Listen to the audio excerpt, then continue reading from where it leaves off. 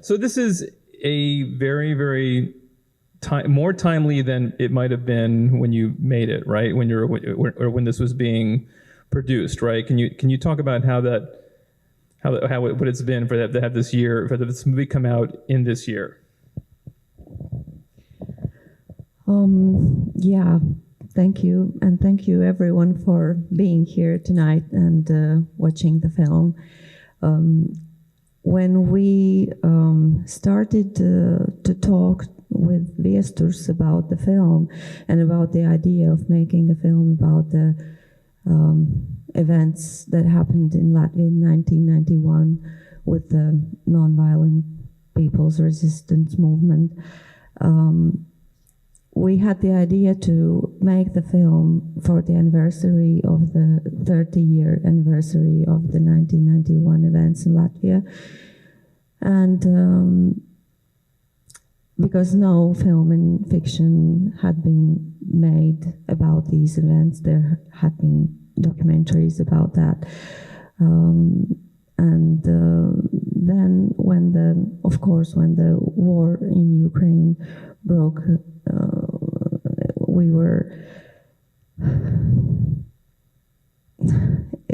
it made this story sort of a testimony of the history repeating itself, and in that respect, I could say that probably it's more timely than ever, but of course I can't compare the events in this film to whatever is happening now in Ukraine. But still, I think we need to produce films like this and help people to remember our history, our shared history, our past, and to prevent from it repeating itself. Can you talk about how this came about? Because I know this is the third film in a row that Viesturs has made about war, but this one, I mean, he would have been the same age maybe as the protagonist in the movie. So can you talk about you produced with him before? So talk about how he came to this project and then how he got you involved. Yeah, we produced Viesturs' film, The Chronicles of Melanie, which is a story about the events that happened in Latvia in 1941, and not only in Latvia but also in the other two Baltic states, when on the orders of Stalin, more than 25,000 people were deported to Siberia, most of them for life, who never returned. And Viesturs is a director who tackles big historical narratives in film. But this story of Jāzis and of his friends in 1991 is a semi-autobiographical take on those events and on that historical page in Latvia's history. And I think that the personal aspect of how Viesturs tells the story is probably what makes this film appealing to audiences also abroad, outside Latvia, I mean.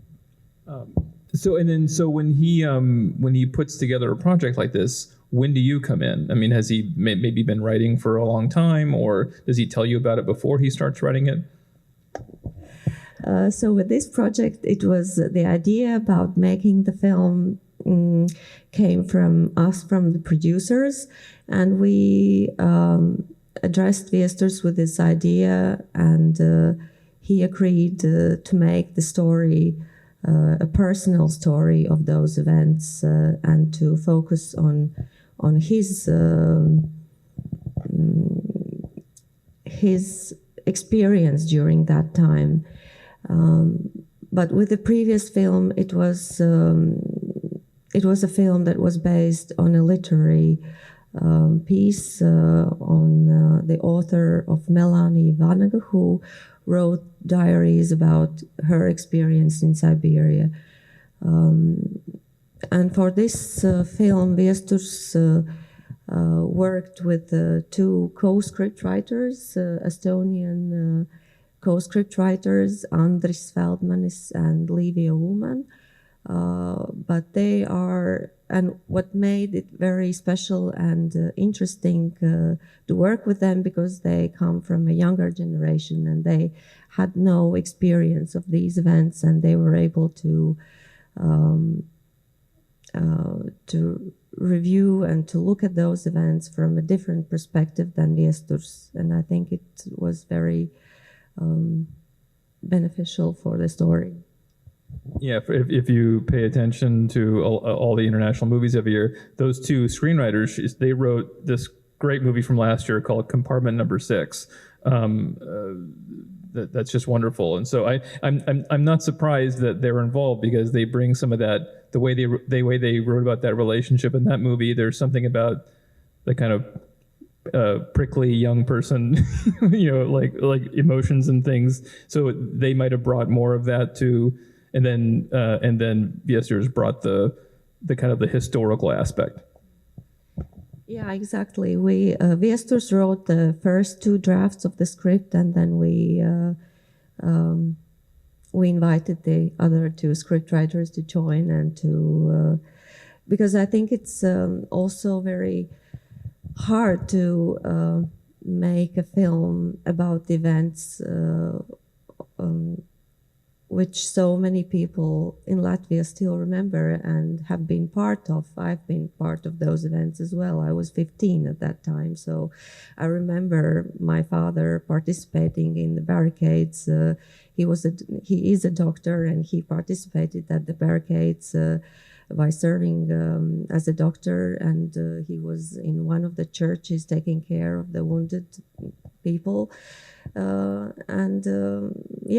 It has touched every one of us there living in Latvia at that time. Probably there are people in the audience from Latvia, and I'm not sure, but And so on a movie like this, then everybody probably is talking about the barricades while you're making it, right? The set is probably a lot of stories being told, that kind of thing. You mean on the set? Yeah. A lot of people who participated in the film as extras were also people who were actually participating in the barricades, and the atmosphere on the set was the reconstruction of the barricades was so very well made by our set designer that the people really had the feeling that they had returned in time there. And it was very moving as well, and a lot of stories were shared and remembered, so it was quite special that time. And we also, shot in the very in the time when COVID was we had the lockdown. It was a hard lockdown at that time. It was January 2021 that we shot it, and yeah. Yeah, so you actually shot it on the 20th anniversary month of, wow, or 30th, I'm sorry, 30th, not 20th, can't do my math. So what were the challenges in bringing this project together? I mean, what was the hardest thing to make happen? I think that what I regard as a special creative decision in this film is the intertwining of the archive material with the live action shots that we made. And this decision was also made partly because of the COVID situation, because we couldn't gather large crowds to participate in the shooting. And at the end, it turned out that it's the best way how to tell the story, to intertwine these live action shots with the archive footage of that time. And hereby, I think it's important to mention the work of our DOP Wojciech Staron, who comes from Poland, and our Polish co-producer partners, co-producers from Poland, Małgorzata Staron and Wojciech Staron, who made a great input in the film there. Yeah, because I was wondering as I watched it, I kept thinking like, oh, I wonder if they're using like real footage. But also you have this kind of like homage to the documentary filmmaker who's a character, but he was a real filmmaker. Can you talk about him and the homage that this movie is to him?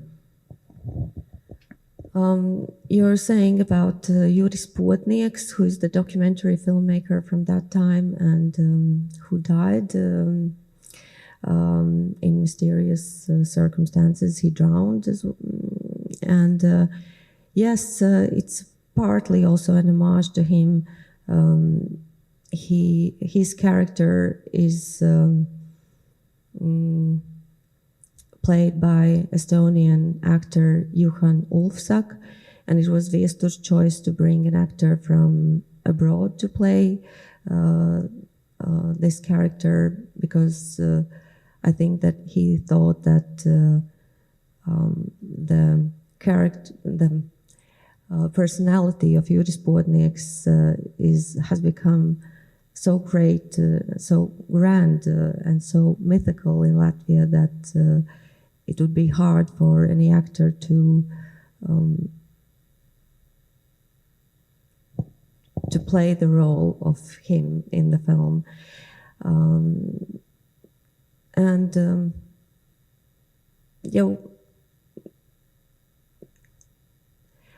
I'm not sure I can say a lot about the character of Juris Płotnieks in the film because he still is like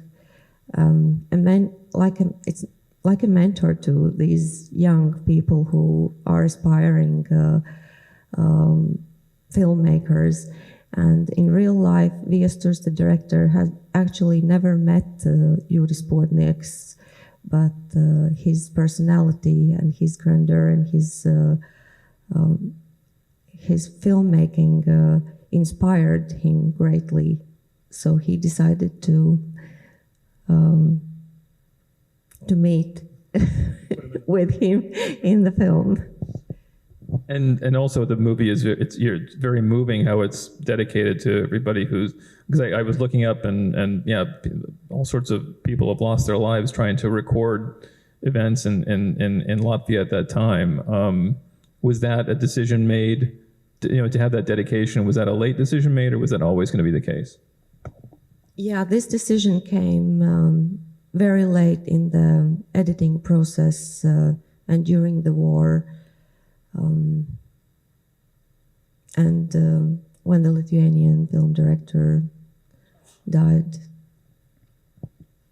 Talk about the casting because the young man who plays Yazis is very very appealing, and you can see his face is great at kind of like registering the change that he's going through and all the things he's thinking about. So can you talk about the casting of him?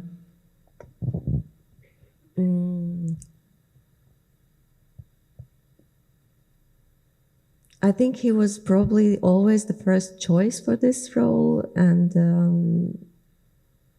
the decision was made jointly by the director and the DOP together. And I think the DOP had a very special connection with the actor, and Wojtek's experience as a young filmmaker. He had, I think he had traveled to Lithuania also at the beginning of '90s, and he had the same experience with the militia at that time, who took away his camera and the film that he had been shot,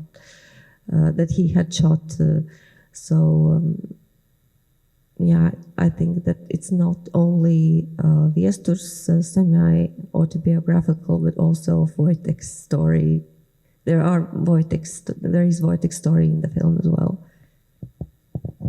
And then the young woman who plays Anna, she's great too. You talk about the casting of her, and then also, you know, and the parents too, because I love the relationship between between his parents. That's kind of teasing and loving, and it seems, you know, it's just a very interesting kind of relationship.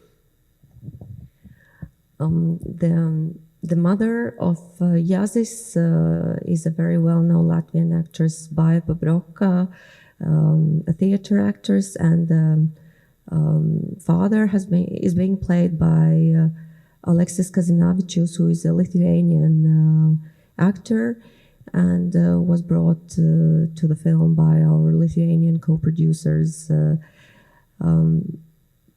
Anna, she's a wonderful young actress, Alisa Danovska, and she has been recently nominated for received a nomination for the secondary role for the Latvian National Awards. So I really hope for her.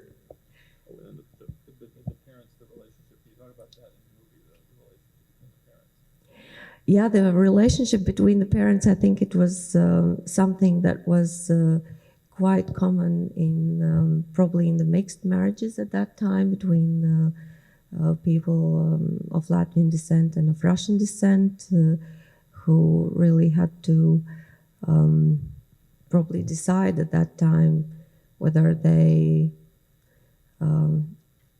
want to make for the change of Latvia for the independence from the Soviet Union or to support more the Russian side at that time. So this fighting among the parents was kind of a driving force for Yaz's coming of age, I think. Yeah, and I think it's something going on in Latvia now, definitely, right? I was reading a story about a Russian, like the Russian news station that's based out of Latvia that has been like they're trying to kick them out now because they might have given information to Russian soldiers and things. So it's just an interesting thing to have happen now. Yeah, well, that is a very it's very interesting and kind of controversial story as well. And Latvia welcomed the TV Rain TV station who were exiled from Russia. Yeah, I think that was the decision of one of the journalists to speak about providing support for the Russian soldiers. I think they're still working on the decision how to accommodate the TV station in Latvia, or whether they can of course still work there, but I think they revoked their license to of the TV station to be shown in Latvia. I'd like to know if anybody has any questions for Inez.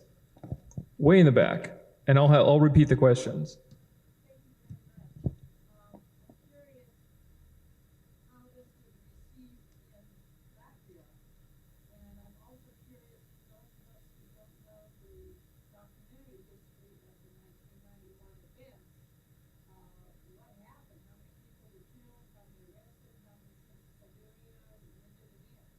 Okay, so the question is about the reception of the film in Latvia, but also just some, I guess some basic documentary information about the 1991 barricades and maybe how many died and what the result was. There will, I think you were asking about two separate facts in history, the 1941 and 1947, when people were deported to Siberia. That was during the Second World War. And then in 1991, when Latvia reinstated the independence from the Soviet Union, it was done in 1990, and then in January 1991, the Supreme the parliament was taken over by the Oman soldiers, and so these are two different events. And during 1991, there were filmmakers who died, who were shot by the Oman soldiers, and you can see the events happening at the end of the film. The reception of the film in Latvia, I think it's very well received at the moment. We are screening it now since November 11th, and so far it has stayed in the top 10 of the films in Latvia, around 30,000 admissions that we have now. So, and I think we have a question there. Yeah.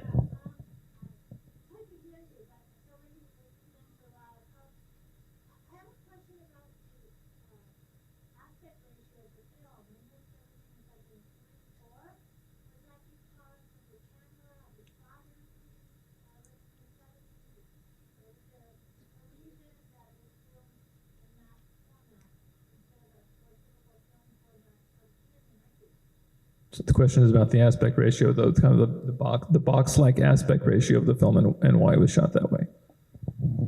Yeah, so the aspect ratio is 4:3, and the decision was made because of the different archive footage that we use in the film from the VHS material. You don't hear me? No.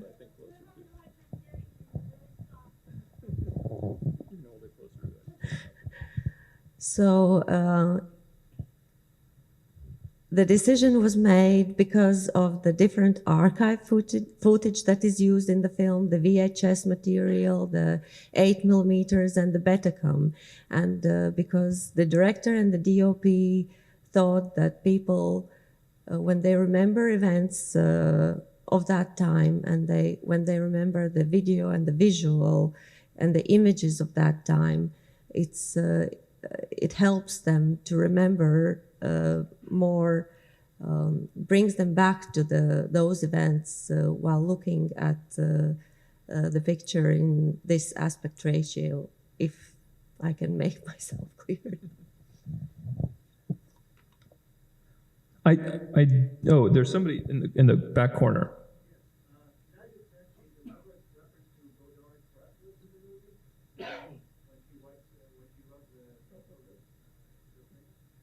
It's a reference to Breathless. Yes, probably so. Probably so, yes. I do want to ask, though, like you mentioned the reception in Latvia. What's it been like to take the movie around the world, and what kind of reception? Yeah, we were very happy for the film to be screened in Tribeca in June. Okay, so we were very happy for the film to be screened in Tribeca Film Festival in June, where we received the film received the Best International Narrative Award. And since then, the film has been traveling around to other festivals, festival in Rome and Warsaw, and the reception, I think I mentioned that at the beginning of our conversation. I think that the personal coming-of-age story is what makes the story, the film of the story, appealing to people around the world that they can relate to.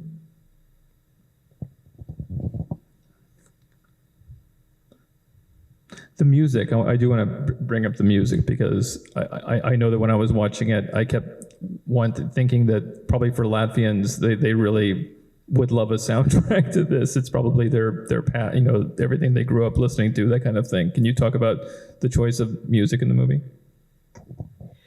Yeah, it was important for the director to have music of his youth, of his time, of his coming of age, as I've been mentioning it. And most of the songs, apart from the John Lurie piece that's related to the Stranger Than Paradise film from Jim Jarmusch, all of the tracks are of Latvian pop and rock music of that time. And yeah, people have been asking in Latvia and also festival goers elsewhere if there is a Spotify playlist of the film, and I believe that there is one made by a fan. It'd be nice if this movie also made 8mm popular again, but one can dream. And then, what do you really hope audiences take away from the movie? I mean, when you imagine somebody having just seen this, what do you want them to think, believe? Wow, that is very. I think hope, probably, and following what you believe. I think that's, for me, I think the most important for this film. I think hope, yes, but I think there's someone with a question.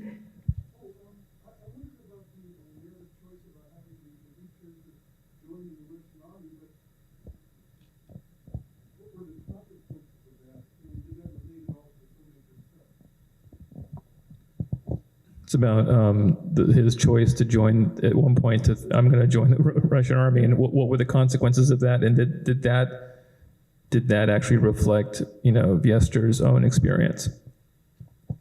I think it was a low point for a breaking point for the character, and he, of course, never joined the army.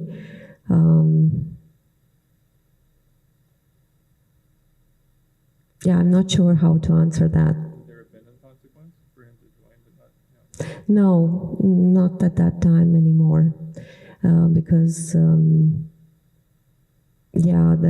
Russian army left in 1991, at the end of the 1991. So, no, there wouldn't have been a consequence. Well, I want to thank everybody for coming tonight, and I want to thank you, Inez, for bringing this movie. Again, it's great to see filmmakers kind of go into why they loved movies and their own history and how it relates to what they do now. And thank you for being a part of making this and bringing it to us. Thank you so much. Thank you.